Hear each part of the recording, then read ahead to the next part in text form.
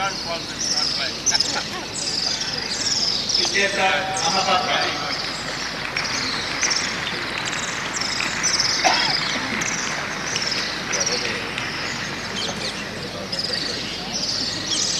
Sujitra Subramanian.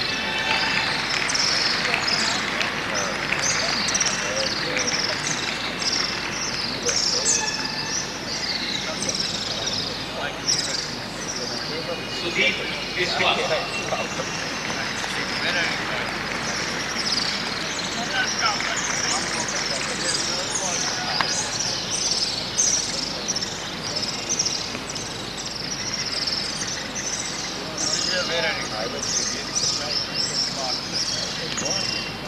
Subhas and Anand.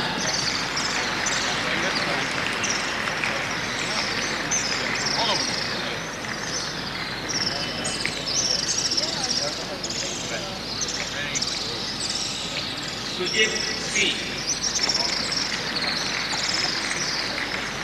Why not? We just have to another 5 minutes. And there will be somebody Suman Arora.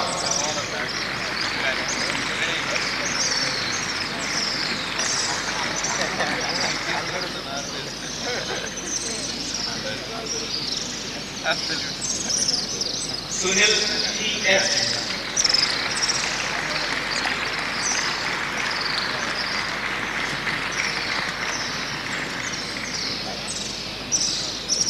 Suresh Chand.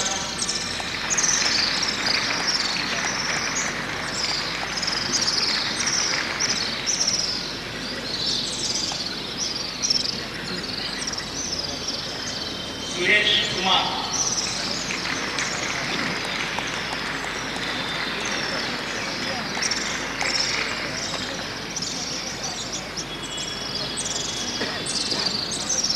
Sushant Ramachandra Kherna.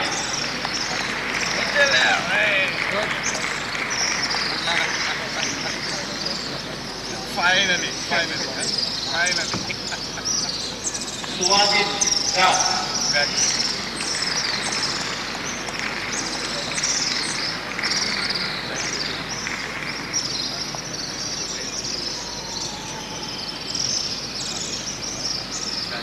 Svetlana Joshi.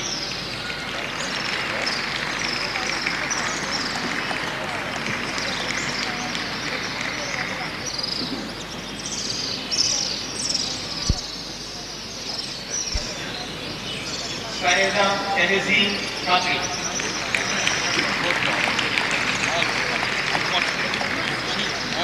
Avoid any practice without joining.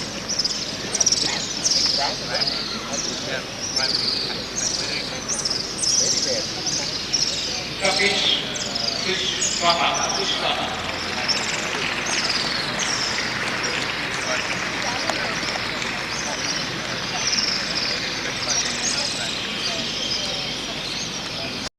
Satineni Krishna Chaitanya.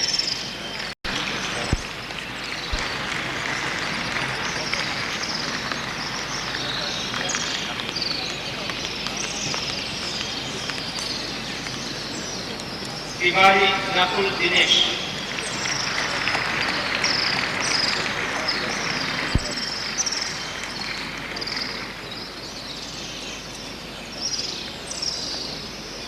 Tushara Nayak.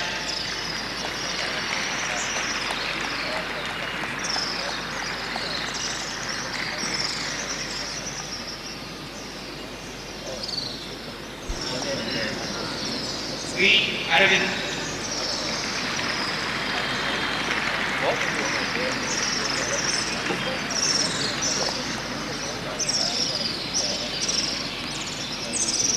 V. Ashwath.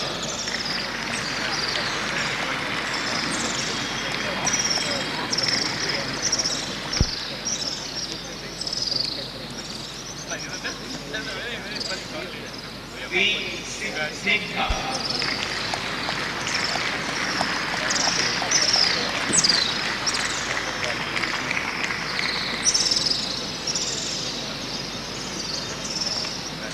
Vadnagare Aditi Dhananjay.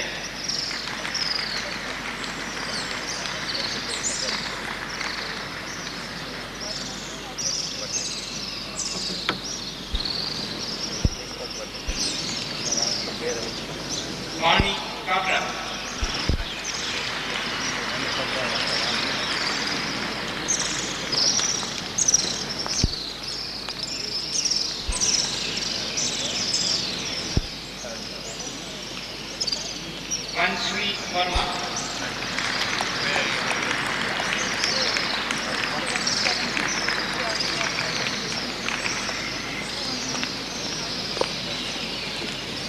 Venkata Ramakrishna Kumar Rachapudi.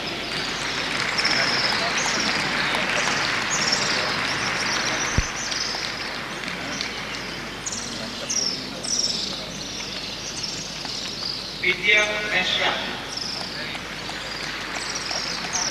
Where are you going ahead?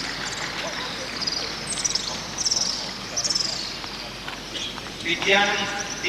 Krishnan.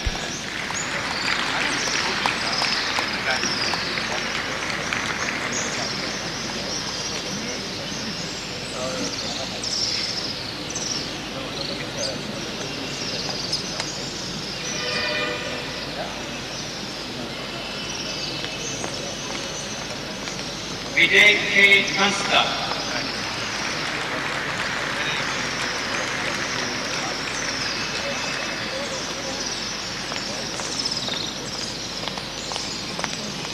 Vinay N. Shinoy.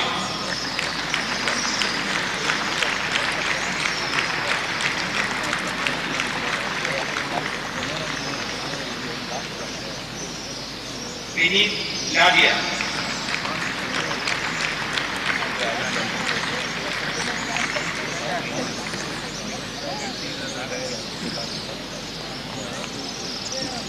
Vipin Agarwal.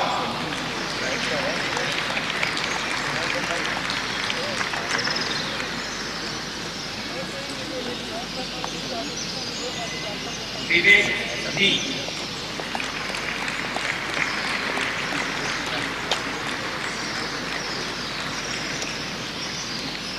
Vivek Kalra.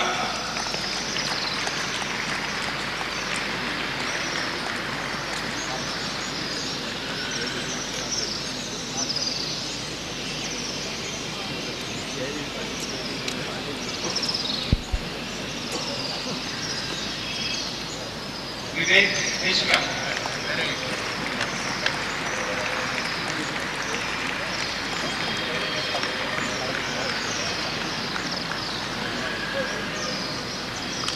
Vivek N. Jairana.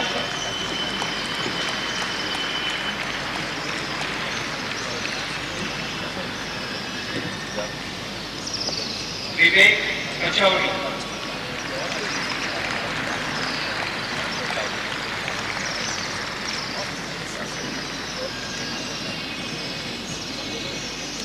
Vivek Singh.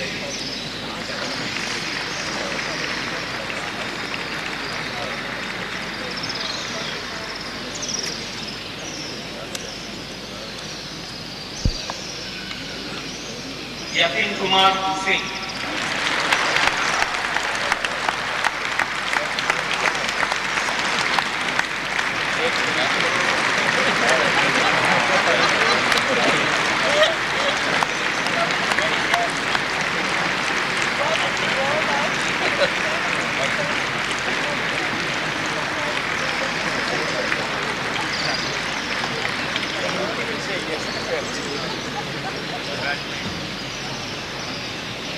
And the following candidates will receive their diploma in absentia. Gavaskar G, Chaprapal Ninave, Accounts Fancy, and Sudhakar Ramawat.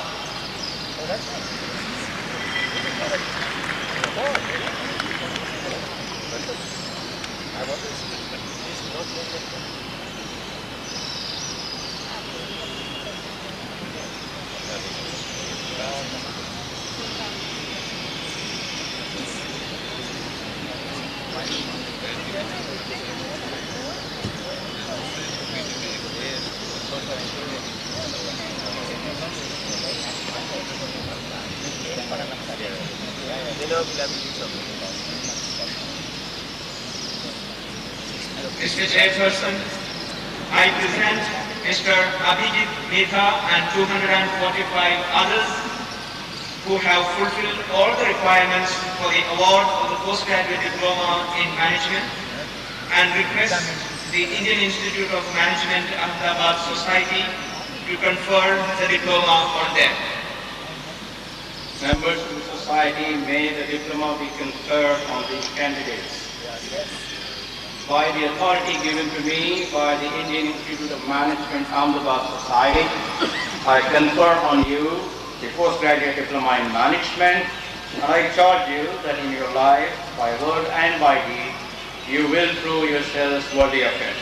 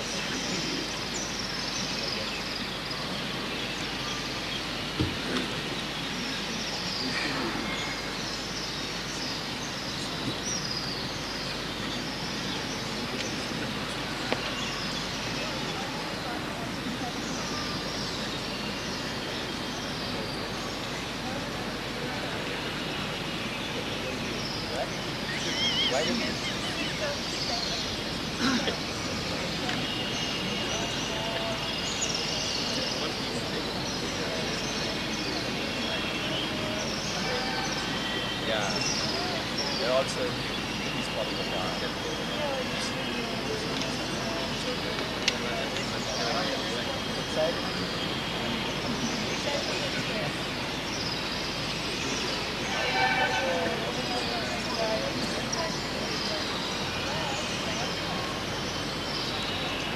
Diploma in Analytics Management, please rise.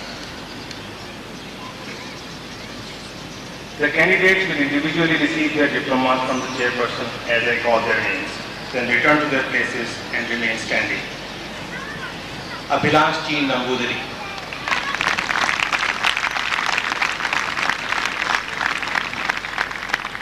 Anand Rajan.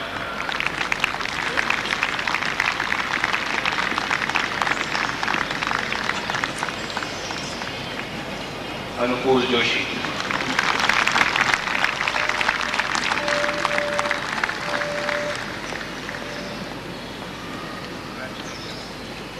Arvind Gupta.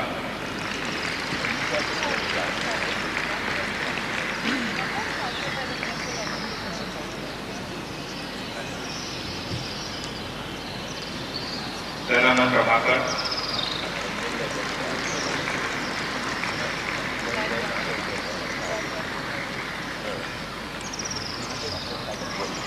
G.S. Kumar Reddy.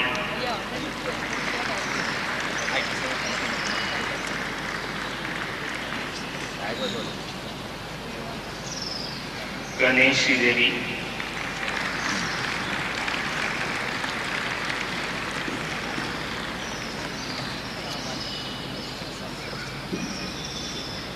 Indrail Ghosh.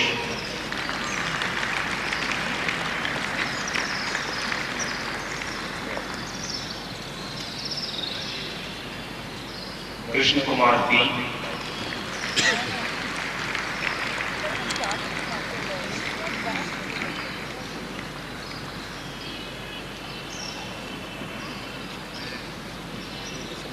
R. Lakshmi.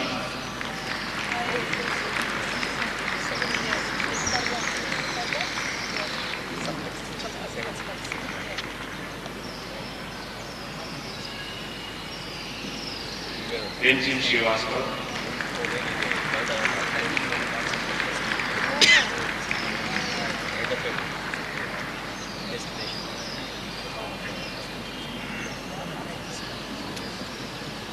Sachin Kumar Suman.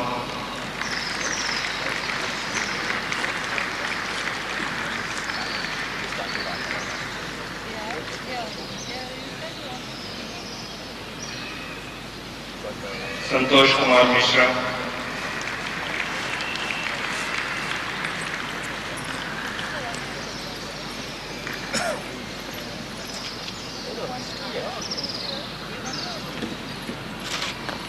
Sevabrat Sarkar,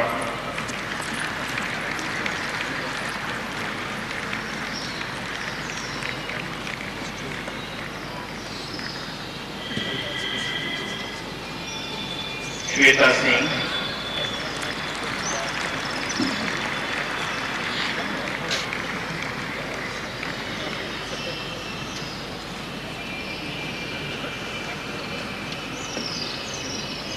Sindhu PB,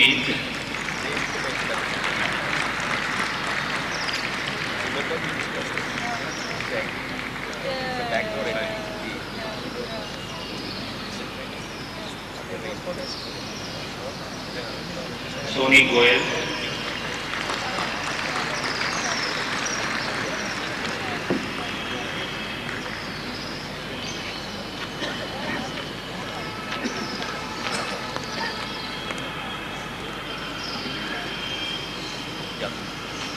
Shri Mohan,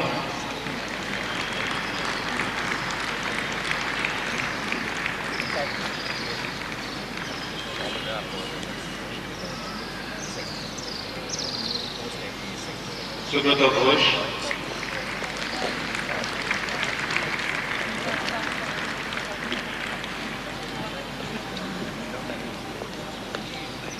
Amit Jain,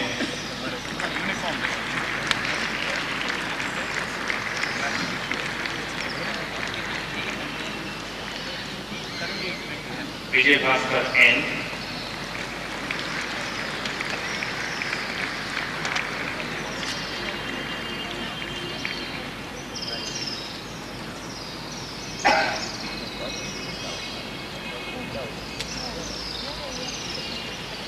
Vinayak Parasha.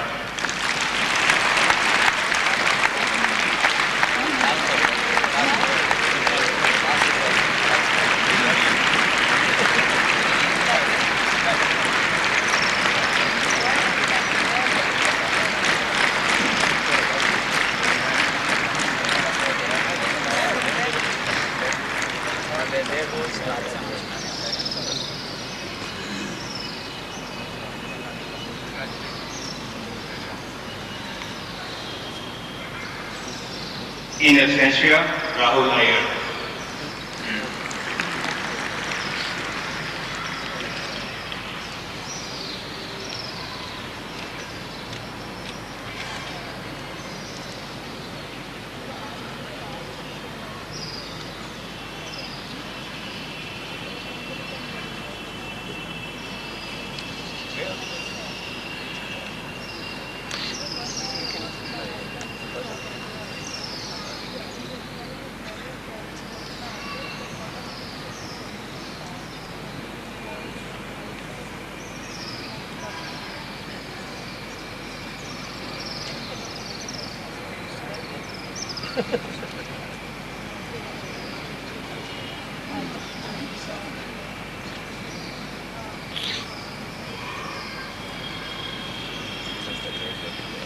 Mr. Chairperson, I present Mr. Avinash G. Nambudiri and 22 others who have fulfilled all the requirements for the award of the postgraduate diploma in agribusiness management and request the Indian Institute of Management Ahmedabad Society to confer the diploma on them. Members of the society, may the diploma be conferred on these candidates by the authority given to me by the Indian Institute of Management Ahmedabad Society. I confer on you the postgraduate diploma in agribusiness management, and I charge you that in your life, by word and by deed, you will prove yourselves worthy of it.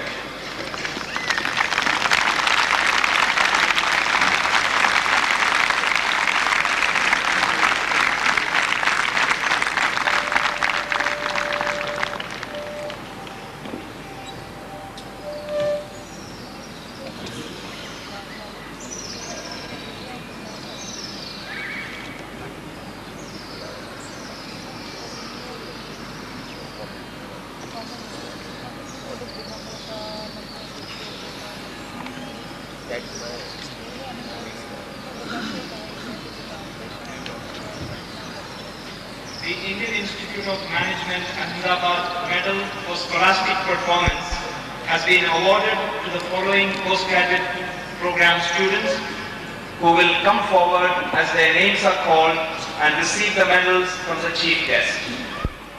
Kanish Sari,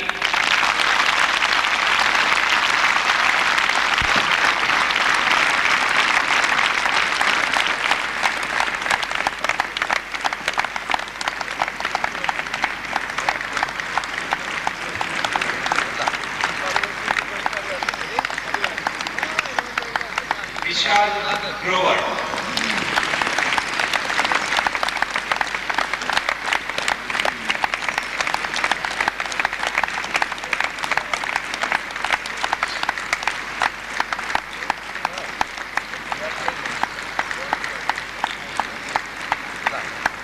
Ankur Sabu,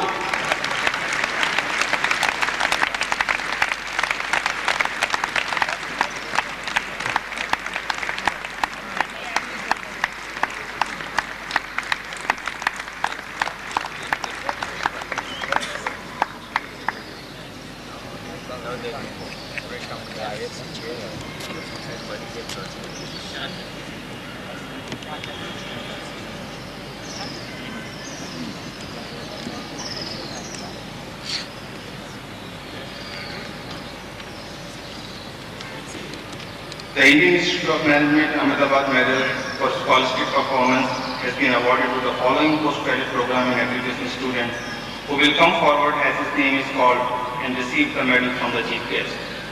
Amit Jain,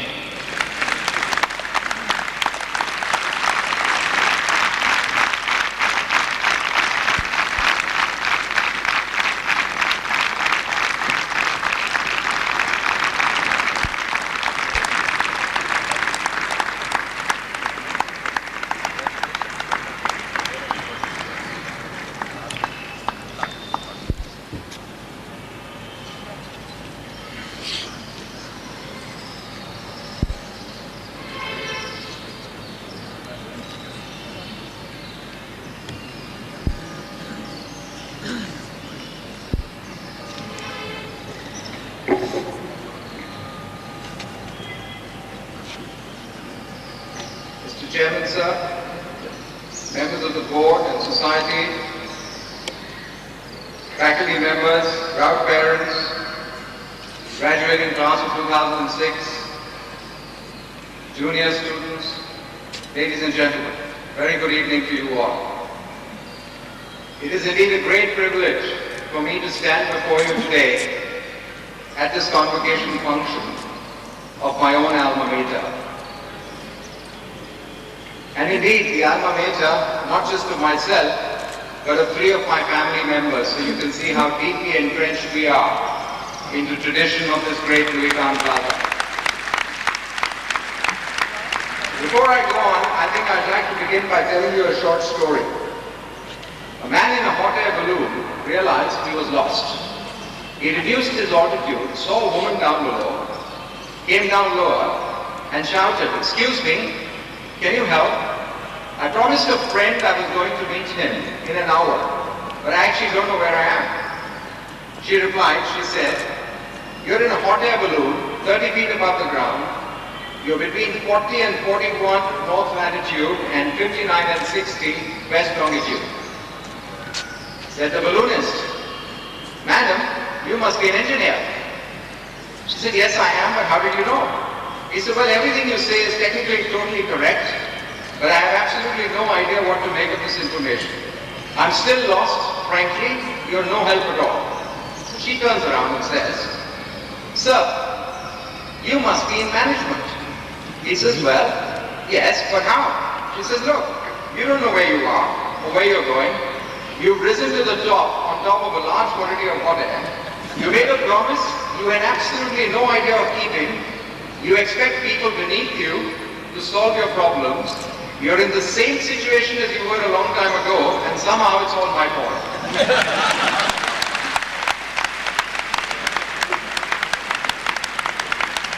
Anyway, folks, like the class of 2006, I spent 2 wonderful years here, and I learned a lot.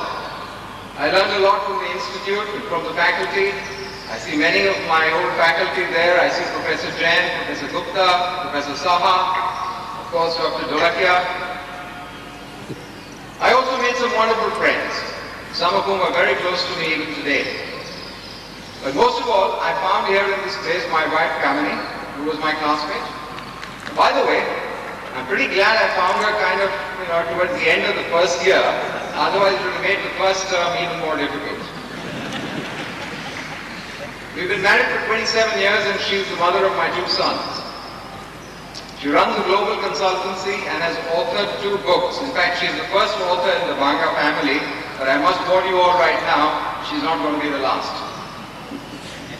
Anyway, walking down the aisle today, I could remember a similar evening in '77 when I came, sat like this, sat in a gown, and I must say, I was thinking to myself, what did I feel? I felt a sense of closure. The end of an enjoyable chapter I would surely miss. But I must tell you, apart from that, I felt great. I felt liberated, free. I'd made it. 10 years of an unending series of exams. First, leaving school, Indian school certificate in those days. Then 10 grueling terms at the IIT. And 6 terms here at the IIM. All the stress and pressure to excel, to do well, to get through to the next step, the next stage. But now, I'm talking of that evening, there were going to be no more exams. That was it. I was going to be a manager like all of you. I had a job in my pocket, nice, big, admired company. I'd be working independent, free, living on my own in a big city like Bombay. I tell you, I felt great. By the way, I happen to know you feel exactly that way, judging by the volume of the shout there, which was, I was told later, Maggo. Fachaz Maggo. That sheer delight. I could sense an incredible delight at that liberation. But I must tell you one other secret. I was trying to remember what did the chief guest say on that occasion? And I can tell you I have absolutely no idea. So if you don't recollect anything I say, it's okay. Anyway, you are all doubly fortunate that you graduate at an extraordinarily exciting time for this country. I now live abroad, but every time I come here, I can sense and feel that opportunity all around me, pulsating. And a sense of enormous optimism. In January this year, I was at the World Economic Forum at Davos, and India was very well represented by several business leaders. We called ourselves the India team, and I can tell you, the India team was everywhere. In every session, in every sector, in every forum, in every committee. Literally. And the world took notice. There was a feeling around that place that India has arrived on the global stage. And I must say, I felt really proud to be an Indian. Yes, our country is on the move. GDP growth is up. You've seen 8% last year, amongst the highest in the world today. Already amongst the top 5 countries in PPP in terms of GDP absolute size. But then, stop for a moment. Think, imagine, dream. What could it be? How good is 8? I was thinking back, when I left this place, the GDP growth of the country was 3 or 4%. It's taken us 30 years to move from 3 or 4% to 8%. I think the question is this.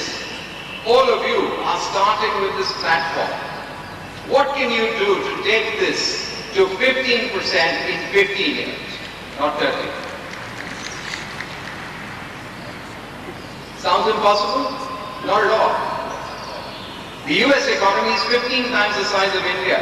And boy, that scale economy is growing at 4%. Come on. We are 1/15 of the US economy. Surely we can grow at 3 or 4 times that. I think the question is, it's certainly doable. But how do we get there? Once again, I always believe in looking at history. The best lessons come from there. So let's take a look back. In the first phase of India from independence till about 1980 or so, about the time I left here, we built a core economy based on self-reliance in several key areas like steel, etc. Plants like the Bhilai steel plant came up, they were iconic at the time. This was the era of the Green Revolution. The Punjab irrigation network was established, leading to a huge increase in agricultural productivity. Power generation capacity was being created all around the country. And again, big things like the Bhakra Nangal Dam were put up. A platform of higher education was established in the creation of institutes like the IITs and the one we stand in today. From then on came another phase from the 80s. This time the focus was on the industrial sector, which saw major reforms and its capabilities and productivity substantially enhanced. Today we are able to make world-class quality at competitive costs. Several companies, I can name several, Tata Steel, Hindustan Lever, etc., are amongst those that make absolutely world-class products and are the lowest cost producers in their sector. We've also linked with the global economy on our terms. The IT industry is a shining example of how we have leveraged and really played very hard to our strengths. What do we need now in the next phase? Plenty. Agriculture remains at India's core, with 700 million people living off it. We have to find ways to improve its competitiveness and remove its volatility by providing simple things like irrigation. It too needs reform, productivity improvement, industrialization for value addition. Another crucial need is infrastructure. Our growth rate is choked by it today. We need roads, power plants, ports, new airports, all of that stuff. Education. We have to expand exponentially, especially in the professional area. Let's not forget that even today we have 150,000 students applying for 3,500 seats in the IITs, or indeed 40 or 50,000 of you applying for 1,000 or 1,200 seats at the IIMs. We probably need 10 times that amount to fuel India's growth. So we have a lot to do. But this is doable. And the key point is to remember that what we have to do, every generation has to do, is to build on what we've been handed over, what we've taken over, and leave it at the next platform. We need to continue to strengthen the fundamentals, or in other words, to continue to build the core of the economy. In doing so, there is the hardware aspect, which I've just talked about. Infrastructure, education, etc. But there's another side to all of this, and that is the software. We can only build hardware when we have very strong software in place. Software is all about mindset. It's about belief, and it's about conviction in the very idea of India. That it can and will be great. Once again, let us look back. Post-independence, several countries flocked to join the various power blocs. India chose its own path. It chose to be non-aligned. Its dream was to be the world's largest democracy, a melting pot of cultures, castes, religions, and languages. In many ways, this made our path more and more difficult. And yet today, 50 years later, we are a stronger democracy than when we began. I'm aware that we still have divisive forces, and sometimes these explode in nasty ways, even violent ways. And yet after each event, all of us collectively emerge stronger, more united than ever before. I travel a lot in the world today as part of my job, and I see Indians working in all kinds of professions everywhere. 50 years ago, we were tolerated and mainly allowed in lower order occupations. Today, wherever I go, I see them sitting with the biggest and the best, whether it be in academia, medicine, or business. Yesterday, an Indian abroad was often diffident and unsure. Today, they exude confidence, we are comfortable in our own skin. But above all, we have got rid of the cynicism. More and more people, irrespective of what they do, are confident of their future. I was driving in Delhi the other day and I asked my driver, I said, how are things? He says, absolutely great. Bada changa hai. So I said, what makes you think so? He says, dekho ji, we were driving in Gurgaon. He says, aage piche dekho, aate Singapore ban raha hai. That's his vision. He is seeing progress. He is seeing advancement. Everybody in India I meet believes that tomorrow will be definitely and surely better than today. Imagine the power of that self-belief when 1 billion Indians exude it. Nothing can stop us. But building the fundamentals or building the core of our economy is not an easy task. It's not simple. Nor is there a magic formula or a silver bullet. It will require a series of interventions, a series of steps, each and in themselves, perhaps small, but all consistent and pointing in the same direction. I'd like to take a leaf out of Jim Collins' book, Good to Great, where he likens changing large organizations or economies or anything really to be like pushing a flywheel. The Indian economy is like a flywheel. It's large, it's heavy, it's weighed down by its population, and it's weighed down by its democracy. It's slow to move. It needs a lot of push. But then slowly, with that push, it begins to gain momentum. It begins to spin a little bit faster, a little bit faster. Interestingly, the very weight that delayed its start now gives it momentum. And it goes faster and faster.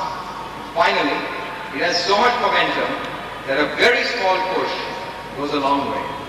Nothing can stop it anymore. I think the question you should ask yourself is, what can each one of you do to speed up India's flywheel? What can you do? Mr. Murthy said it earlier and I would reiterate it. You can and must be a change agent. In whatever profession, whatever role you choose, irrespective of where you work, in India or abroad.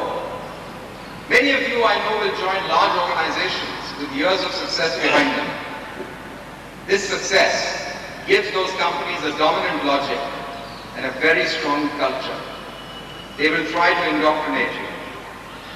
They will want you to conform despite whatever you hear. But you in the end are their best chance of renewal and change. So for God's sake, don't surrender your beliefs, your convictions. Listen, learn, but keep your own point of view. I'm often asked when I say this, how does one do this when one is at the bottom of the pyramid in an organization? Is it possible? And the answer is simple actually. Just know your stuff. And remember one other thing. Nobody above you knows your stuff better than you do. It can't be, it's just not possible. And the higher you go, actually, the less you know about the reality. So therefore, use the power of your knowledge, and above all, bring your beliefs to work, don't hide them. Incidentally, I was particularly delighted to read the newspaper yesterday and learn that a couple of your colleagues have decided to become entrepreneurs, and two have kicked off their ventures already. And I have no doubt that they're going to actually impact the Indian economy very, very fast. Good luck to both of you.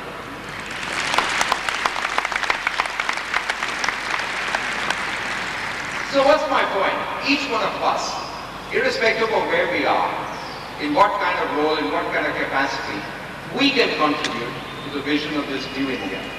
We can do it by impacting our organization, because that will surely impact the country in one way or the other. Let me share one of my own experiences with you. I left here to join my dream company, Hindustan Leela. And from then on began a wonderful journey.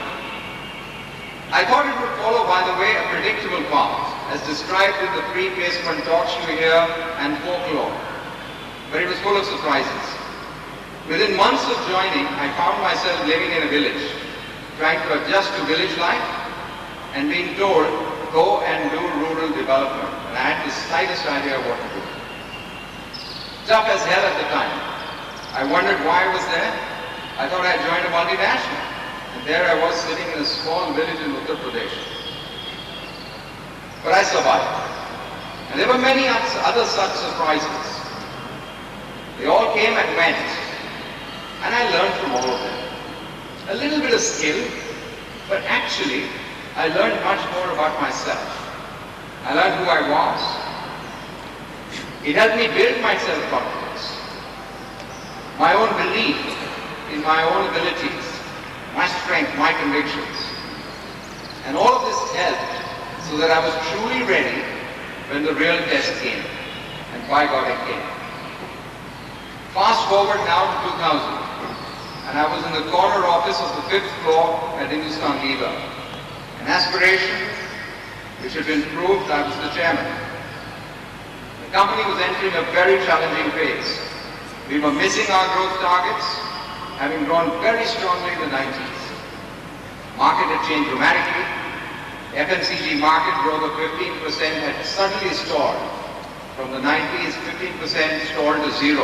And then actually declined, it went negative for 4 years. My challenge was to turn around this company. To grow in the face of the crisis of declining markets. To build our competitiveness. We were challenged by competition on all sides. Small local operators, big global competitors, all excited at this huge vision of India. We had too many businesses, too many brands, and our resources were spread very thinly. We lost our edge, the leading edge in many areas, as our competitors had edged out. I decided that our path to growth was to go back to basics, to go back to fundamentals and rebuild the core. We focused the company on FMCG and divested all our non-FMCG businesses amounting to almost 20% of the company. We chose 20 of our brands, called the power brands, out of 110. We made them competitive, contemporary, iconic, relevant, modern, world-class, all of that. And we succeeded. Lifebuoy is one of the oldest brands in this country, 100 years old. No one would believe that Lifebuoy would grow. It's growing in strong double digits for 3 years now. We simplified the company, created 2 divisions from 7, attacked bureaucracy, built a culture of speed and action. We took out non-performers, almost 20% of total management team. We improved our processes, and we invested in IT. And we faced up the competition. We had to drop our prices overnight by 50%, although we knew it was going to cost us 5 times as much as our competitor who led the price drop. But we didn't blink. We met them move for move, and we increased our share. But much of this you know. It's been reported extensively in the papers. Maybe you know. But I call this in some ways the hardware of the strategy. Let me tell you for a few minutes about the software of the turnaround. And this was really the personal experience, the journey that I had through this period. The first challenge I had was to get everyone in the company to face up to this crisis. Our past success in many ways was our biggest enemy. We found it difficult to accept that we had to change. So we looked for excuses. We blamed the monsoons. We hoped the market would correct itself somehow. Even more, many in the company believed that our business was mature and we had to get into new areas. But how can our business be mature? How can any business be mature in a country like India? It's a non sequitur, it's just not possible. So we dealt with this. We dealt with this by confronting the brutal reality of information, of data, of numbers, time and time again. And then we went to the financial markets and we told them, we are missing our targets, we need a new game plan, here it is. And I think our people heard these messages both inside and outside the company, resonating, the same story. But in many ways I found later this was the easy part. Actually implementing the turnaround was the real challenge. It involved many tough and difficult decisions. For example, making divestments. In every case, we were letting go of businesses that we had built and which have been successful in their time. We were letting go of people whom we had known for 15 and 20 years. But we did this. And I did this in the belief that it was right for the health of the company. There was also another question, a question of perception. Throughout this period of change, the company's sales appeared flat. We were shedding poor quality businesses and replacing it by power brand growth. So we were improving the intrinsic quality of the company's top line, but the numbers looked flat. We had a drop in our bottom line as we invested in the future, as I've just described. I spent a lot of time explaining this to our own people, as well as to media and analysts. When we began, I would tell you there was a mixed reaction. Some agreed with the general thrust. They said, yeah, sounds plausible, will work. Many others were disappointed. And they were disappointed because they said, what is this stuff about building the core? Where's the big new idea? Where's the big new business? And they were looking for that and they couldn't actually find it. And when I thought about this, it only further strengthened my resolve. My strategy was all about building the core, rebuilding the core. It's not an exciting story, but that is actually very important. It's very important for most companies, certainly important for us at that point in time. So we plowed on. And things went well in the beginning. More and more people from outside, inside the company began to buy into the plan. There was good comment, but alas, it was too good to last. Things seldom run as you expect them to. The market got tougher, some changes took longer than planned. There was a major drop in profit when we dropped our prices to blunt the competitive attack. And the concerns came back. There were adverse media headlines. Many of these questioned our strategy. Some challenged our implementation. Others questioned our competence. I must tell you, this was a very difficult point in this whole journey. I traveled a lot, almost incessantly, to touch and feel the business, to see firsthand what was going on. I talked to a lot of people on the coal face. I looked at information. And I would come home every evening, tired as hell, and introspect. For a while. I looked for signs to see what was working and what was not. I would listen to my inner voice. And invariably the answer came back, hang in there, it's working. Remember the flywheel actually? I was closest to the flywheel. So I could feel the momentum, but no one else could see it. Or not many people could see it. Certainly the world outside at that time couldn't see it. So I listened to my voice and I carried on.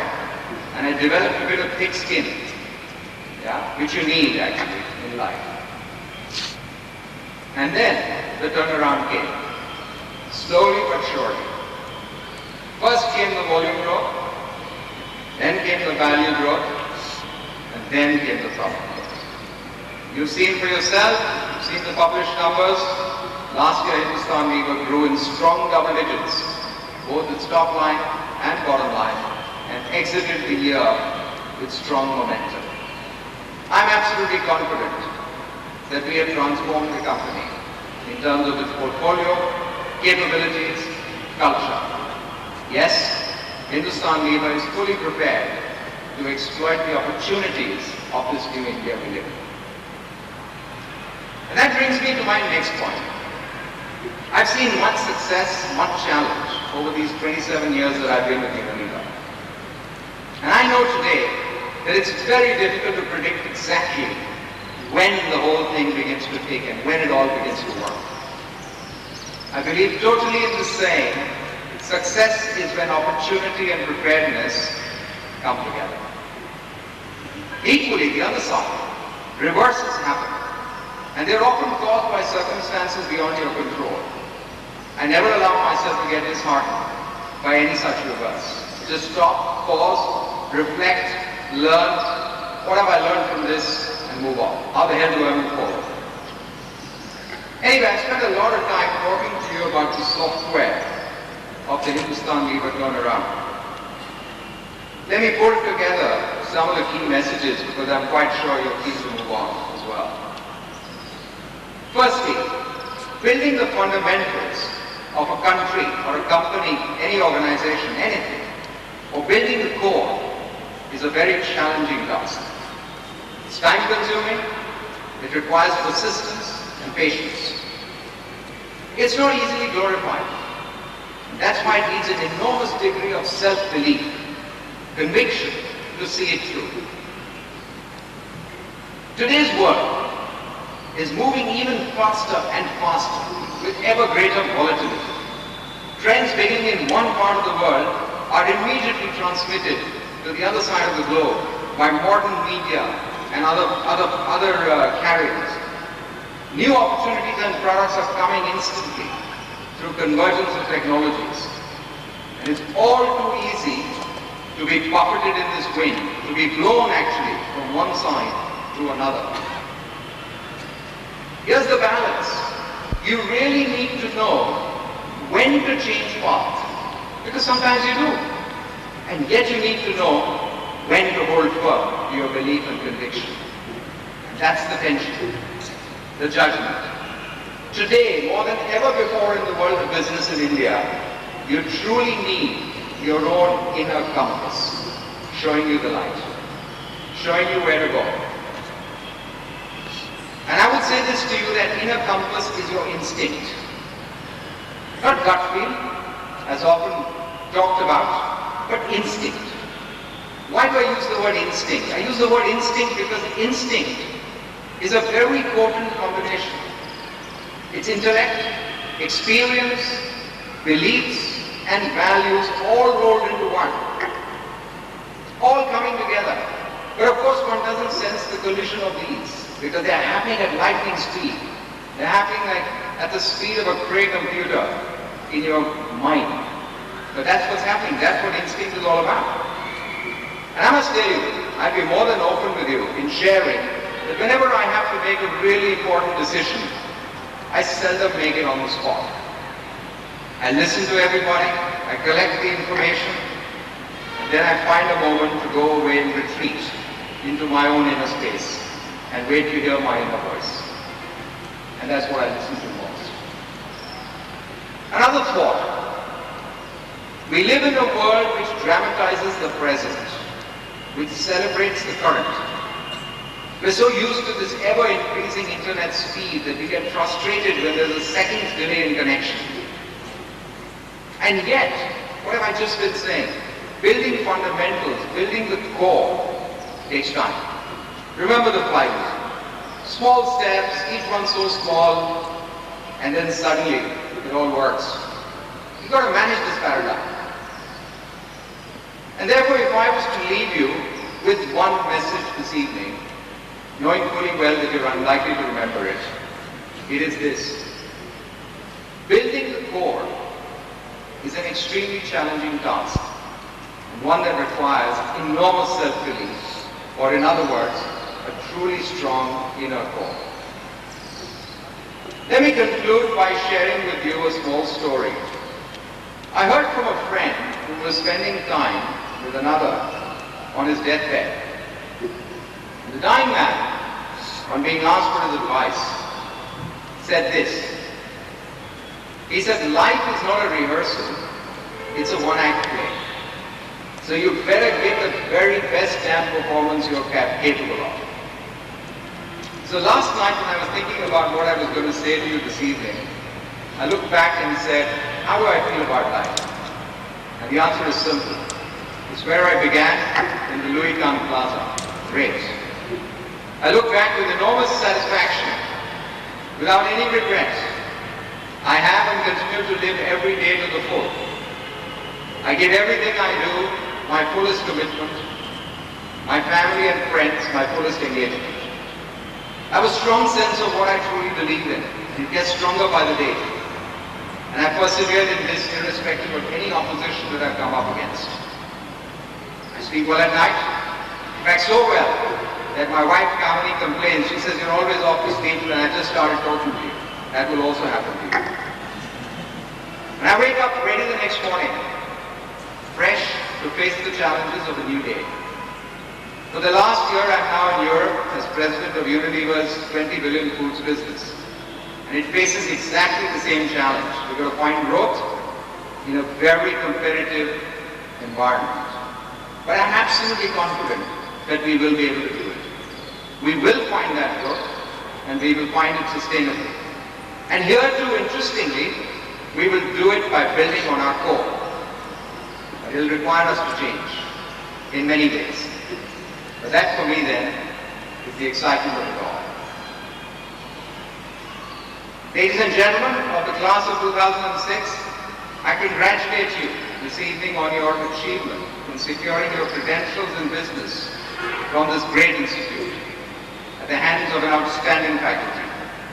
I wish you all success in your endeavors. Hope and pray that apart from that, you find a lot of fun and joy as well. Thank you very much.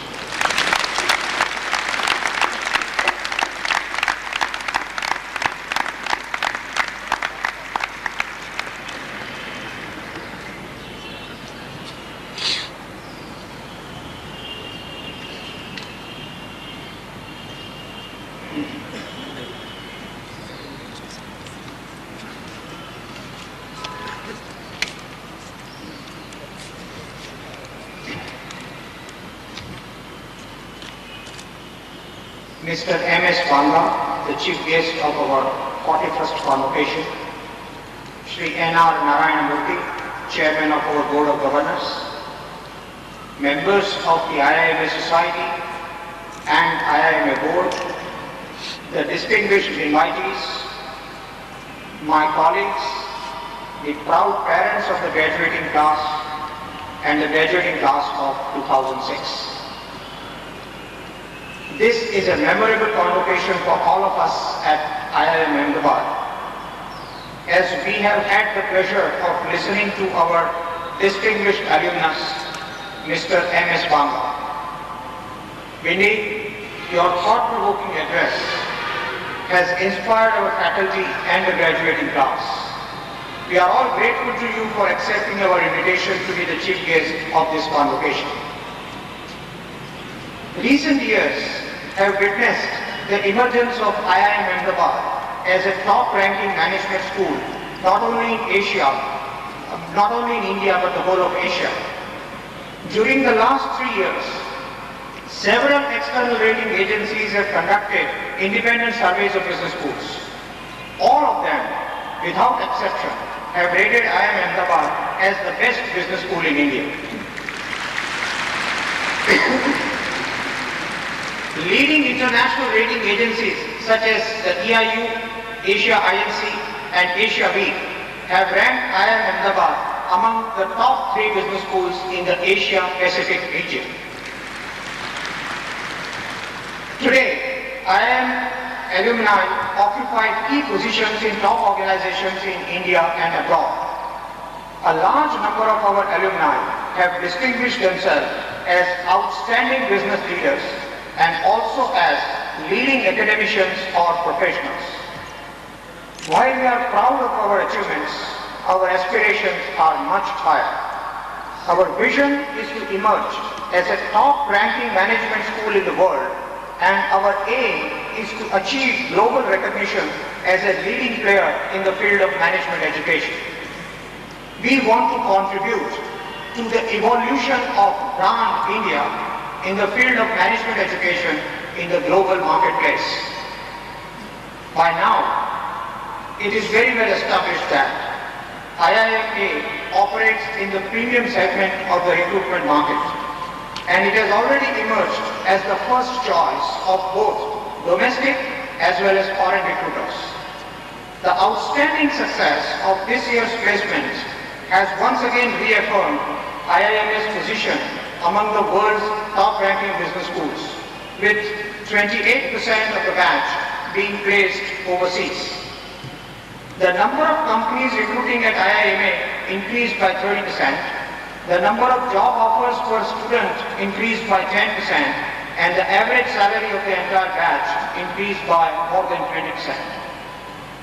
Notwithstanding the large batch size of the graduating class of 2006, all of them were placed within 3 slots of campus recruitment.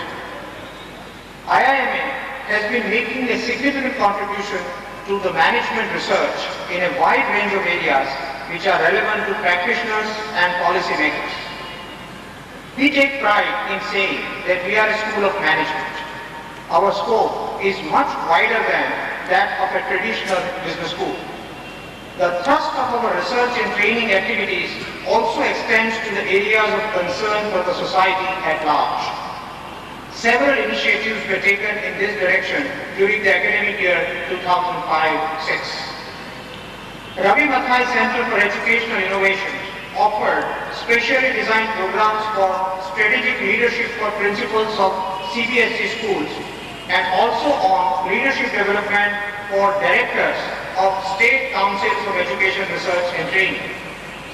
The Center for Innovation, Incubation and Entrepreneurship launched the 4th round of a unique national search competition of high-tech and mass impact innovations called Convocation, which is now being conducted online throughout the year, resulting in a large database of live projects. And this will be completed by the end of April 2006. So far, 16 projects have received support from the Center.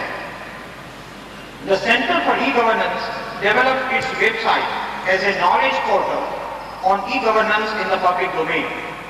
This year, the Center for Management in Agriculture also made a significant contribution to the ongoing research in the field of agriculture and agribusiness management. Professor Girja Sharan's work on development of arid area greenhouse in Kutch won World Bank's prestigious Global Development Marketplace Award for 2005. The Public Systems Group carried out significant research work in the fields of health systems management, energy and environment, infrastructure management, and urban management. The recently created Center for Management of Health Services entered into several new research collaborations with North American, European, and Asian universities. It also conducted a specially designed workshop on strategic issues in health management, and it also offered the first management consultation on healthcare in India. Both workshops received overwhelming response. The other newly created Center for Retailing initiated 4 research projects and offered specially designed executive education programs on retailing. The PGPs organized Confluence, the annual International Business School meet of IIM Ahmedabad, in November 2005. Around 80 foreign participants from 19 international business schools and around 900 participants from 49 Indian business schools attended Confluence 2005. A special feature of this year's Confluence was the galaxy of more than 20 eminent and distinguished speakers who visited IIMA to deliver insightful speeches and thought-provoking talks covering a very wide range of issues. As a result, the event got unprecedented response and coverage in both national as well as international media. This year, the Institute also organized another business school meet titled Amathon 2006 with sole focus on agribusiness, rural management and allied fields, and this also received an overwhelming response. During the year, the Institute took several initiatives to establish international collaborations and strengthen its global linkages. A comprehensive strategic partnership agreement was signed in February 2006 between the French business school ESSEC and IIMA during the visit of the French President at an official ceremony held in the Prime Minister's house in New Delhi. One of the unique features of this agreement was the decision to launch the first ever double degree program for a select group of MBA students of the two institutions from the next academic year. The institute also plans to offer joint executive development programs in collaboration with ESSEC at the campus of ESSEC in Singapore. During the year, the institute conducted 2 executive development programs in Egypt for senior executives of private companies and public enterprises in Egypt and neighboring countries. I am happy to inform you that the institute now plans to offer short duration executive programs in the Middle East region, and for this purpose, it has already entered into agreements with agencies in Dubai and Muscat to launch several programs during the next academic year. And this would be in addition to the continuation of the programs offered in Egypt. I am also happy to inform you that today, the IIMA board has approved the proposal to offer joint management development programs with the Fuqua School of Business of Duke University. This will be the first ever collaboration of IIMA with a top-ranking North American business school for conducting open enrollment executive education programs with a focus on the global market, including Europe and North America. This unique initiative will pave the way for an enhanced global branding of IIMA in the field of executive education. During the year, the institute entered into agreements with 6 reputed foreign business schools to enlarge and strengthen the international student exchange program. Over the last 3 years, we have implemented a major expansion program by increasing the intake in the PGP and FPM, and today we have launched a unique 1-year postgraduate program for executives. 61 bright young executives have joined PGPX today, and the profile of this pioneering batch is truly world-class. As a result, the total student strength on IIMA campus, including PGP, PGP-ABM, FPM, and PGPX, is likely to reach the level of 700 by June 2006. In addition to this, we plan to launch a new 1-year full-time residential postgraduate program on public management and policy in April 2007.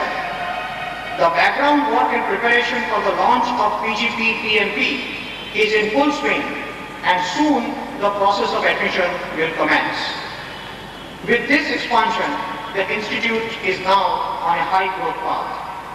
As you know, we are already in the process of constructing a new campus adjoining the existing campus.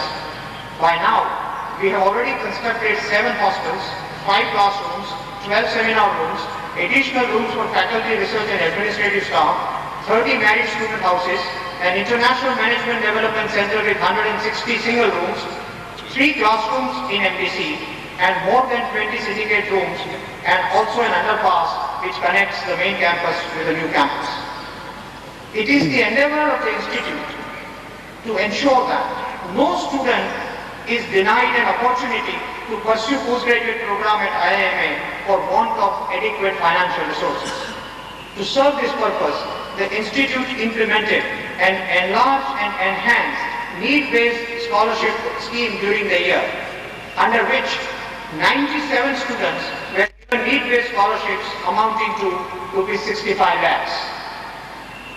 We have been able to achieve all this only through the sustained and dedicated efforts of our distinguished faculty and highly committed administrative support staff. And I am confident that with their collective effort and teamwork, we will achieve our mission during the years to come. Before I conclude, I would like to say a few words about the graduating class of 2006. This class has created history. This class has created history by being the first batch in 41 years to launch an ambitious scheme of making mass contribution to help the institute achieve its global vision and goals.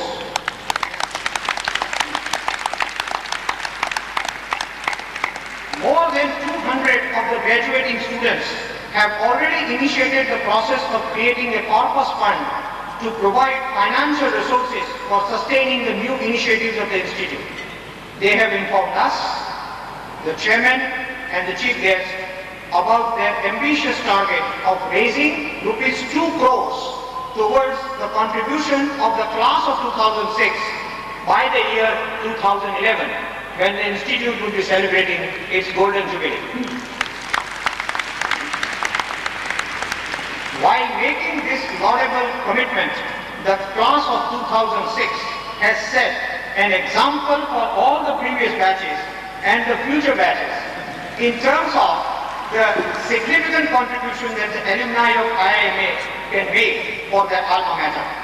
On behalf of IIMA community, I compliment and thank all of you for this wonderful gesture. I congratulate the class of 2006 on successfully completing the highly demanding program of IIMA. As you leave us this evening, we wish each one of you brilliant success and sustained happiness in whatever you choose to do while climbing the ladder of progress in your career. Let me also add that we are delighted to welcome you as our alumni. You are going to be our best ambassadors. No world-class institution has been able to achieve its glory without an effective contribution from its alumni. While you have already made a noble beginning, I am sure you would come back to your alma mater in future to enhance your own contribution to the fulfillment of its vision and future plans. God bless you. Thank you.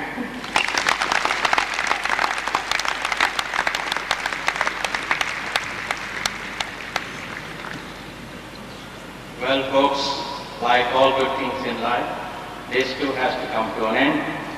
I declare this 41st Convocation closed.